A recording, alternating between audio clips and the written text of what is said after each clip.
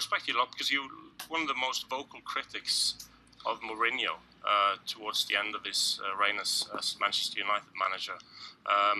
Many of the class of '92 didn't really say much. Why did you feel the need to say it the way you did? I didn't feel a need. I was just being honest with the questions that was put to me and what I was seeing from the manager.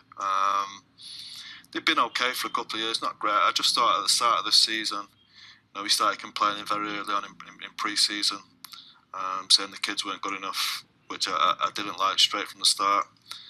He was complaining about not getting players in, not getting defenders in, that the club weren't doing the right thing by him, and I just felt he didn't want to be there. I felt he engineered his move away perfectly in the end for him.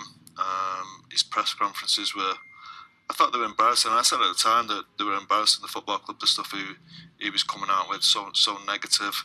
And it was obvious by the end of it that the players just didn't want to play for him. They'd lost all kind of confidence. And the right thing happened in the end, I thought. Is he to blame mostly, or who do you lay the blame with? Obviously he made mistakes, but did they play as well as they should? Did the club hierarchy do the right things? Possibly not. But when a club's not performing, when players aren't playing well, there's only one man who's going to lose the job, and that's going to be the manager, unfortunately. I don't believe that players actually stop playing for a manager. I think they always, especially if you're at Manchester United, you're expected to give everything for every game. They just look like absolutely shot to pieces, and the manager was not giving them much confidence. He was always complaining, like I said, in press conferences. His attitude, he was having go at players. He was falling out with players all the time. He fell out with Antonio Valencia, who's the nicest man in the world. It's impossible to fall out with Antonio Valencia. So that was a big sign for me. That was something not quite right. And now we've seen the improvement in the last 4 or 5 games since Ollie's been there. You see the smile on faces again, and it just goes to show how deep the problem was while I was there. Because that plays a big part, doesn't it? You know better than anyone the psychological part of being a footballer, the feeling that you get when your manager speaks to you. Is that Ole's most important tool in the beginning here, just to change that mentality? Yeah, definitely. I think it's a big part of Ollie's makeup anyway. He's just a nice man. He's always smiling.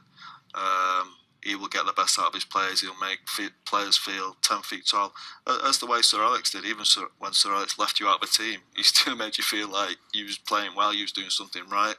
And Ollie's very similar in that way. He'll encourage his players. Don't get me wrong, if there's something needs saying, he's got the hairdryer, as we say, over there now. He's got that in him as well, and if he's not happy with something, he'll tell them. But he's brought a smile back to people's faces, to smiles on the fans' face as well, which is the most important thing. People just didn't want to go anymore, but now they go and you can't get tickets again. The stadium's full, and everybody's looking forward to watching Manchester United again.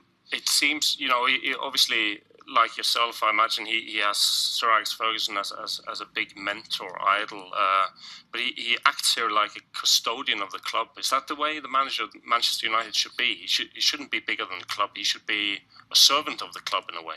Of course, yeah. Servant's a good word. He represents the club. As I said, the previous manager, I felt at times disrespected the club and embarrassed the club at times. Ollie will never do that. He realises he's there to serve probably the greatest club in world football, and he will do that with a smile on his face. He'll be nice to people. He'll be nice to people around the training ground. He'll show respect to everybody, to fans, and the fans absolutely love it. This lad can do nothing wrong at Old Trafford. He could lose the next 20 games, and he'll still be loved, and that's the great thing about him. But there is still the question of